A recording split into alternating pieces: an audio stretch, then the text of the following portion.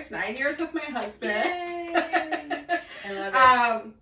And we are in a fabulous relationship and love each other very much. And every day, you know, sometimes I get it from my older kiddo. Oh, knock it off. I think that's great. I think that's great. I love it. I mean, the fact that he's seen that love between his mom and stepdad is like incredible. Yeah. You know, so good for you. I'm really proud of you for that because coming back takes a little bit of time. It does. So it's awesome. Okay, well, what else can I ask you? Because you just did like such a great things. Let's see.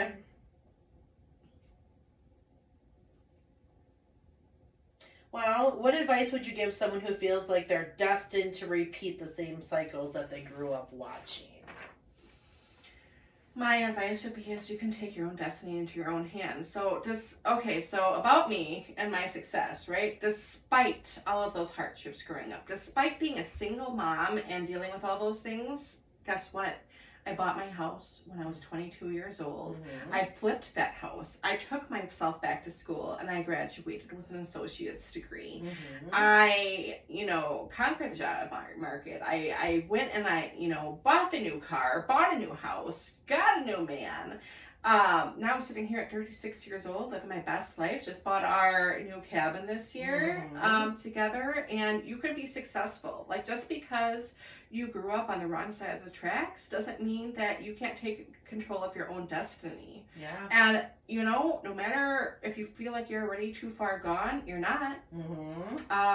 Most of my success happened after I met Jesus at 25 and turned my life around. And the best part of my success happened after that. Yeah. So. Definitely. I love that so much because when I interviewed my brother Angus the other day, he actually got down on his knees and prayed over our podcast before we did it. Because that is his changing point in his life too. And I think that people don't truly understand, you're never truly alone in anything when you're walking with Jesus. And the way that you feel so loved for the first time in your life when you know the sacrifices that have been made for you. Yeah. You look at people differently. It just makes you look at people differently, not in a judgmental type of way differently, but in a who am I going to allow it to be a part of what I'm creating now with my healthy boundaries. It's so different, and a lot of it comes with age. It's hard. I could not even imagine being a young person in this world right now. Everything is on a device that's on social media. People find out, if you got your period in school, everybody knows about it in less than 3 minutes. I mean, it's hard. I wish social media was a thing, but not a thing. But when you're walking with God, your whole life is just so different. You feel fear a lot less. Yes, because you know that there's still bad things that are going to happen to you, but you know that whatever was meant to be, even if it's bad, that there's going to be a silver lining, and that it's His will. So, and you can turn around from it, and usually if something bad happens for you, it's for a lesson. So I had all these bad things happen to me. And maybe it's for me to sit here today, Darcie, to share my knowledge and to share my compassion with women who are still scared, that are still in a bad, toxic relationship and need to make the right decision to leave or set those healthy boundaries to heal themselves and live their best lives. Right. So. I mean, we do wonder, right? Yeah. Like, what's it all worth? What's it all mean? Why did we have to go through this? Well, maybe someday we'll figure it out. Maybe we won't. But the fact of the matter is that you made it through. Yeah. And at this juncture that you can make it through anything because you've already made it through 100% of the things that you've been challenged with. Except for now, you got God on your side who has extra armor, so for sure you're making it through. That's like my thing is I have learned, I call it my reboot time. So like I've dealt with stress and things before my dad was even shot, but that was like one of the most traumatic things in my entire life is that happening. And I would lay on the sofa sometimes for days, just so stressed, just staring at the ceiling, not even knowing what I was going to do. Now if something happens, I call it my reboot time. I can process through it in 20 minutes or less. not taking days anymore. We're not taking hours anymore, because time is a thief. And if you allow it to happen, it will steal all of your time from you. The quicker that you can learn how to take accountability for your own self and not feel selfish about it. Yeah. Taking care of yourself is not selfish. You know, that's like saying taking a shower is so selfish, or brushing your hair. No, you're self-caring yourself. Yeah. You know, love yourself enough to say, I don't deserve to be treated like this anymore. I don't deserve for people in my life to be hurting the way that they're hurting watching me struggle through this, and you definitely don't deserve to have your kids go through it. No child asked to be here. It's our job to make sure that they're safe. And the quicker that we can learn how to make them feel like that. Ellice is my cousin. I think I said that. But we are very familiar with our childhoods. And they were both traumatic childhoods. I think I said this on my podcast the other day, but it just begs to be mentioned again. I went to Carter, my nephew's football game, the other night. Yeah. Froze our butts off because Wisconsin decided we're just going to be extra cold for some reason. But these two little girls were just running around in front of us and just playing and like throwing popcorn. One of them was running around me, have no idea who she was, grabbed out of my hoodie and was choking me out 4 different times. And I looked at Shonda and I said, you know, if I wouldn't have had such a shitty childhood, I'd want to go back. Because that freeing feeling of playing like a kid. And I never got that. I never got that freedom. I never got that pure childlike joy. So when I see that in children now, it moves me in such a way. Like sometimes in our neighborhood, kids will be screaming and you can just see people like, oh my gosh. And for me, I'm like, make it louder. Yeah. Children screaming does not bother me. I know they're having fun. You know, and it's so different when you're an adult and you did truly go through trauma and toxicity like that you enjoy those little things like that. So, yeah, and every day, it's just like you brought that up. Every day there's a new thing that just kind of, I work through things as I brought up.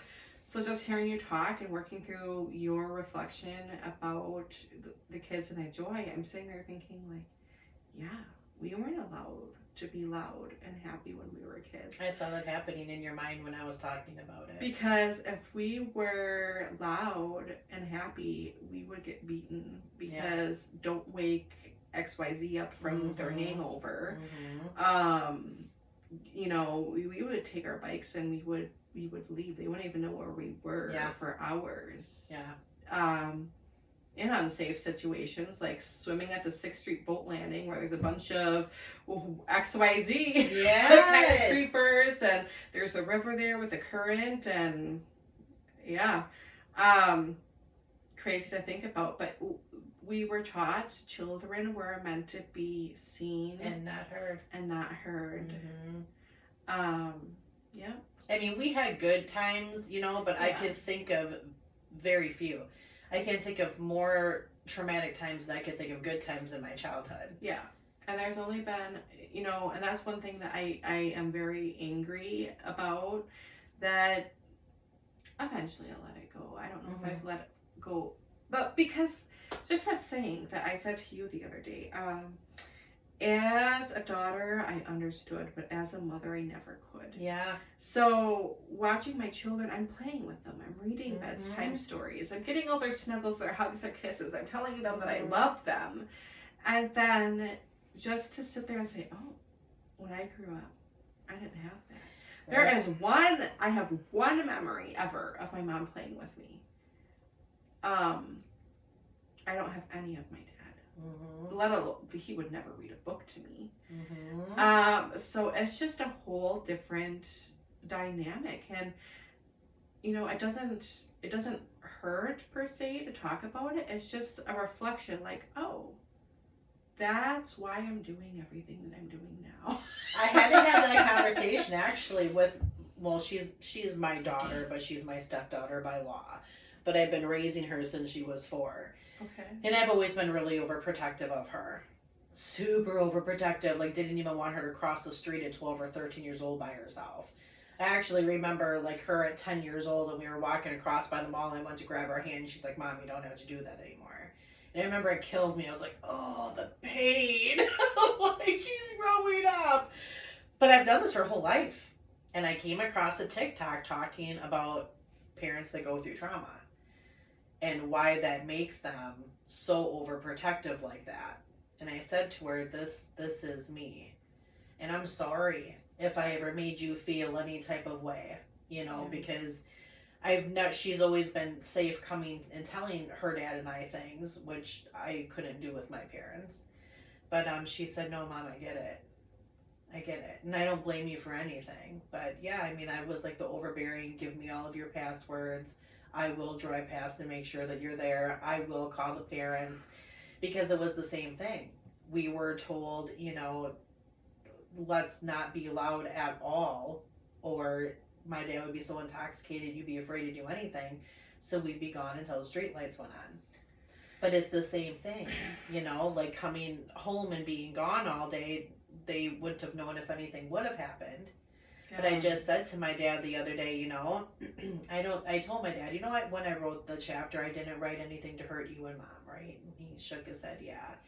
And I said, Dad, I didn't fear anybody in my whole entire childhood because of how you owned the city for so long. People knew that if they would come over here, you would end them.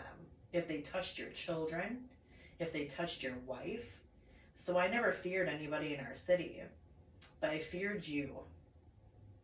Like, how crazy is that? And then I think, obviously, I've told you that when my dad first came home, and I had many times of sitting there feeding him with, he has a brain injury, if you missed that in a previous podcast. But I remember feeding him, and that one day I just thought, I wonder if he ever did this with me when I was a kid. Yeah. And it's that nurturing, and my sister-in-law actually asked me, she said, have any of your viewers ever asked you why you take care of your dad, the one who gave you so many hard knocks in your childhood? And I said, well, no. Actually, nobody has really asked me that before, but if you want to know, it's because I'm not him. I have his traits, but I don't have the toxicity. So if I were to say, well, he was a piece of shit dad when I was growing up, he deserves to sit somewhere, who does that make me exactly? Definitely not a God-fearing woman, right? Like, I forgave him. He asked for forgiveness. The first thing he said when he came out of his coma was I was a bad dad. He must have laid there for months thinking about what he had done previous in his life. So what, am I going to keep dragging him through it? I don't want to just forgive him for him. I want to forgive him for me. But what I do by taking care of my dad fills my heart. It fills my soul, because that's who I am. That's who I am. I like helping people and being there for people. So why am I going to change who I am because of what he did in my childhood? It's interesting. I'm so proud of you for being able to do that, because it does take a big person to be able to do that. And honestly, I got blue dye over my hands.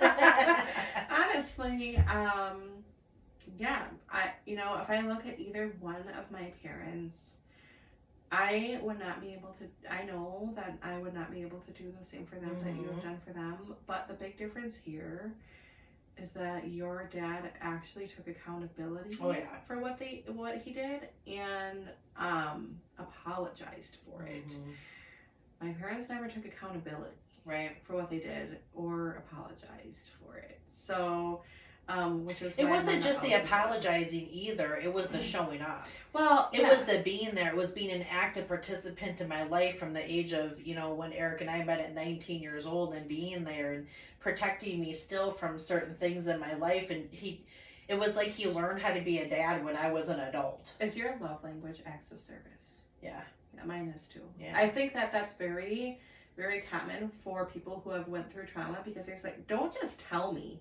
Show me. Put that effort in. Show me. I say that to Eric sometimes. I don't say it to him because I think it's actually accurate, but like, he'll be like, I love you, and I'll be like, well, show me that you love me. You could go right down to the gas station and tell that person down there that you love me. He's like, why don't I? I didn't say you did. I'm just saying, show me. Yeah. In a way, because my dad also used to tell me that he loved me when I was a kid, and he never showed that. He just showed me a lot of things to be fearful of. My mom, on the other hand, never said I love you. my grandparents didn't raise her that way. They never really said it. Actually, before my grandfather passed away, shortly after Eric and I met, and I used to always go and see him, and I'd be like, I love you, Pa. And when he said it back to me, I was so taken aback because I looked at Eric and he's like, what? And I said, my grandpa just told me that he loved me. And he's like, yeah. And I said, I think he's on his way out. Yeah. And he died like 2-3 months later. Oh. Yeah, it's like they knew. It's not like you have to tell somebody. You know, like now with my dad with having aphasia, he can't always say it back to me. Yeah. Even though 2 days ago he said it very clear, I love you too, when Angus was here. He goes, I heard it that time. We were all excited about it. But my dad had told me this 100,000 times from the age of 19 to 39 when he was shot. He really, for 20 solid years, just tried making up for what he did. So our situations differ from that. Yeah. Your parents want to keep playing the denial card and not supporting and not being there for big things in your life and, for the grandchildren and things. And my dad is completely different. When I cleaned his apartment out, he had cards in there that Kayla made for him when she was small. Oh. He didn't just keep them and look at them and throw them away. No, he had them. I was really surprised. He wanted that redemption. Yes. He wanted that. And that's huge. That's why he's deserving of it. Yeah. So, when my sister-in-law asked me that, I was like, no, nobody has asked me that yet, but that's why. Because for me, he asked for it. He apologized for it. He worked hard for it. And now I feel like it's my way of giving back and showing him. So, it's not always easy, but it's good for my heart and my soul. Absolutely. So, it's one of those things that I won't regret in my whole entire life. When God calls him home, I already told him, I'm not going to be sad when you go home, Dad. We've had an extra, it'll be 6 years, October 3rd already. We've been doing this. 6 years. So I said, Dad, God gave us an extra 6 years together. He tells me he's giving me another 40. I'm like, good Lord, I'm going to have to hire a caregiver to take care of me and you because you're going to be 103 and I'm going to be 83. How am I going to take care of you at 83 years old? But I said, give it to me. I'll take all of it for the rest of our life. Pressing that pause button for that, full circle. This is what trauma healing looks like in a full circle moment. The man that used to spank my siblings till their diaper exploded, break wicker furniture with my body, is now downstairs in my living room surrounded by beautiful lights all over the place, and he's just loved to death. One thing because I know you talked to me too a little bit about your siblings' reactions are different. Yes. So one thing, always is that everyone's healing looks different and their levels of acceptance of the situation after their trauma looks different. And although you want them to be like you, sometimes that's not going to happen, and that's something that's hard probably for you to, because you're like, well, why won't you be here for me? Well, I mean, I get it. A lot of them were so young they don't even remember any of it. So what they're thinking, that was another reason for writing the chapter. Like there was a lot of finger pointing that was going in the wrong direction. Yeah. And we're just not going to allow that to happen. Because in order for people to heal, we need to be truthful. We need to be honest. You're not healing when you're lying. You're not healing when you're keeping certain things under the rug. You need to lift the rug up and say, okay, this is the honest truth. This is what happened. Was my dad an asshole? Yeah. Was my mom a great mom when I was a child? Absolutely. Did she totally shut everything down after the divorce? 110%. So went a completely different direction. So, good for you for being able to forgive and live at the level that you are. Mm-hmm. I just don't think a lot of people would be able to do everything that you do, Darcie. So yeah, but this has been my life forever. Yeah. I actually record. You guys probably heard it. I recorded a phone call with my grandma the other day, and one of the things that she says is, "You were always the second mom." This isn't new to me. Yeah. That's the thing. I think when people come into my life and now that I'm opening up about this, they're like, well, I could never do that. I didn't just start doing this. I have been taking care of everything and everybody since I've been 16 years old, and I'm about to be 46. When you have 3 decades of experience You start to learn the difference between taking care of people, helping people, enabling people. Because enabling was my addiction. I enabled my brother's meth addiction for the better part of his whole entire addiction. Because I thought I was helping.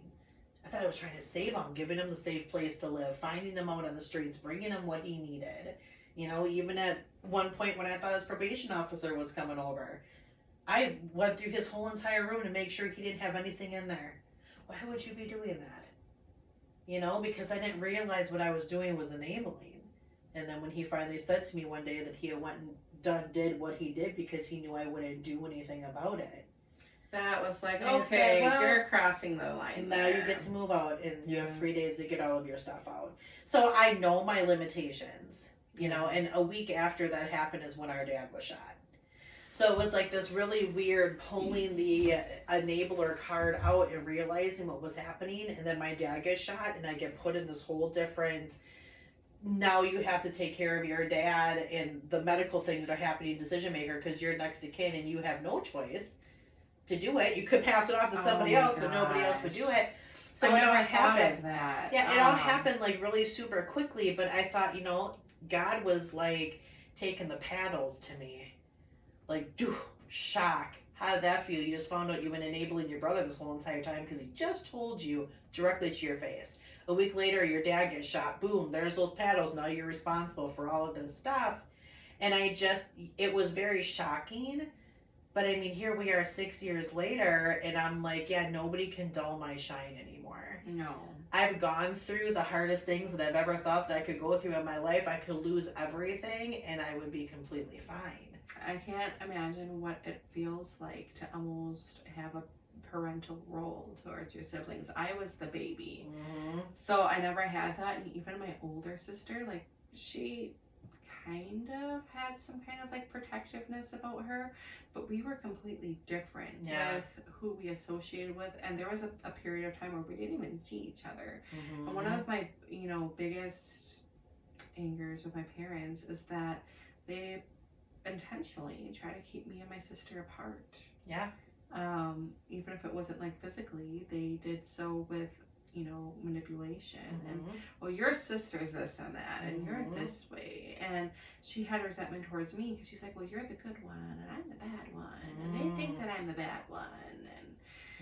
And, I don't know. So, well, this has been my role my whole life. But when my grandma said that to me, I said, well, I know, because my grandma has said this to me 20, 30 times in probably the last 10 years. You always were the second mom, Darcie. Oh. So when she said it to me this last time, I said, yeah, I know that, Grandma, but you are one of my main leverages of strength that helped me to even be that. To help me to even be that second mom. And now they all come to me all the time. I mean, Shonda just sat here this last week doing her interview bawling. And when I asked her a specific question, she said that I was the one who saved her from the abusive relationship. So this is coming full circle for me. I'm having like a oh gosh moment. So remember, that's what we do here. Remember what we said, that everything bad, sometimes God has a different reason for having bad things happen to you. You shared with me that you had a miscarriage. Yes. And you could not bear children. Yes. Now, if you had children, how much could you actually pour into these siblings? Probably not, and I don't even think that that's truly the reason why God decided that it wasn't for me to have natural children, because I would have made it work. Oh, yeah. Girl, like, we've only reconnected in the last year. You have no idea how hard I fight for the people that I love. I would have made it work. I could have had 10 children of my own, and all of my siblings would have had equal attention, so would the dogs. I'm just built that way. I don't know why God built me this way, but he did, and I'm okay with it. But I think it was more so because being a mom for me now, if I wanted to, which I don't, 45, no, I'm good. Yeah. I'll adopt children, but I don't want to go through that whole cycle. But I would have been a crazy mom. Not in a bad way, but it would have been like, are they still breathing? Did they choke on anything? Did you cut the pieces up really small? I would have been that mom, and it would have killed me. I remember letting Kayla go one time we were in Milwaukee at my mother-in-law's house, and she went one time to the movie theater with her friend and the parents, and I'm just like, yeah, how long does it take to dry? And I'm sweating. I'm like, my mother-in-law's like, she's fine. I'm like, how do we know that though? Right. And I know that's why God was like, no, we're going to let you just mother hen the ones that are situation. around, because that's where you're going to thrive, and that's what's going to, I mean, they call me sister mom. Angus just came over yesterday after I helped him find a car. He went out and found one on his own, but he came over. I helped him register it right here. He came up, grabbed the printer, grabbed his stuff off. He's like, I just bought a car and had it registered and titled in a half of an hour. I'm like, sister mom. So it's just, it brings me happiness and joy that I may not have had that person, but they all have that person. Yes. None of my siblings have to desire that kind of love, that they know they can call at 2:00 in the morning and I'm answering. And if you need me, I may show up missing a sock or a shoe, but I'm showing up. Yeah. And I've always been that for them. And that's another thing that I'm really proud of. And now I do it with my dad. And you've done it with me. I have. And it's been nice. Yeah. It's been just nice. And, I think that your sister's going to eventually feel more comfortable with opening up about stuff too. And I can tell she's got the, boozy gene a little bit, where she likes to be a little bit more rough, tough. Yeah. But, sometimes just letting some of that stuff go and letting it out is so healing, which is why I do this now. Because definitely it's just healing. Yeah, the more that you talk about it, the more that you normalize talking about it. Yes. And getting it out there and then working through it. Even just, back and forth, throwing it off someone and just, this is why, having those conversations. Well, because so many people can relate, and Yeah. they're so afraid. Like, don't pick me. I don't want to talk about my trauma. Oh, pick me all day. I can relate to that one too. I'm just gonna hold my hand up the whole time because I can relate to everything. Yeah. I've gone through childhood trauma. I've gone through foster care. I've lost a baby. I've, the things that I've gone through in my life, I fear nothing other than the unknown freaks me out a little bit. The not knowing how something's gonna play out or if I should do something. But then I just put my trust and my faith in God, just knowing, He's going to take me where He always has. Right. Why would He stop now? Right. So that's been a really big saving thing for me, too. So go Jesus. Because, geez, without Him, I would have never made it through these last 6 years for sure. Amen. For sure. Well, Ellice, thanks for hanging out with us today. Yeah, it's you been for really having great. me. I love it. I feel like when I have a guest on the show that we could talk for like 5 hours, because there's so much unpacking that happens when you do start to open that door. Yeah. When you open that door and you let somebody in and you feel that acceptance and you don't feel how you think you're going to feel, which is out of place and bizarre and uncomfortable, it's actually really, it's okay. So, you can always email me at darcie@theschools-of-hardknocks.com. Let us know, what did you think of Elisa's story, of her little project that we did here today. But more importantly, if you feel like you need to talk about anything and this is the first place you feel comfortable opening the door, we would love to hear from you. We'll see you on the next episode.